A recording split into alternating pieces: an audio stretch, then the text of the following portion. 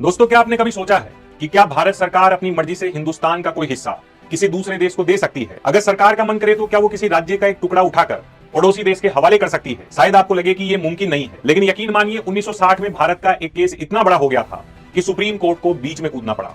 एक तरफ सरकार थी तो दूसरी तरफ देश की संप्रभुता। आज के इस वीडियो में हम बात करेंगे बेरूबारी यूनियन केस की, एक ऐसी कानूनी लड़ाई जिसने भारत के संविधान को समझने का नजरिया ही बदल दिया। तो चलिए दोस्तों, समझते हैं ये पूरा किस्सा। कहानी शुरू होती है 1947 के बंटवारे से। नक्शे पर लकीरें खींची गई।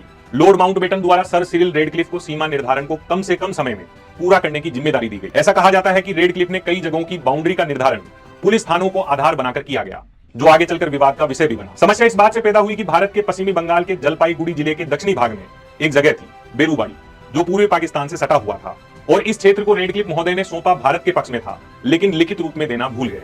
इसी का फायदा उठाकर पाकिस्तान ने पहली बार 1952 में बेरूबारी संघ का मुद्दा उठाया। चूंकि बेरूबारी एक मुस्लिम आबादी वाला इलाका था, इसलिए पाकिस्तान ने कहा कि यह क्षेत्र हमसे संबंधित है, लेकिन गलती से यह भारत की सीमा में चला गया। सालों तक यह विवाद चलता रहा। फिर आता है 1958 का साल।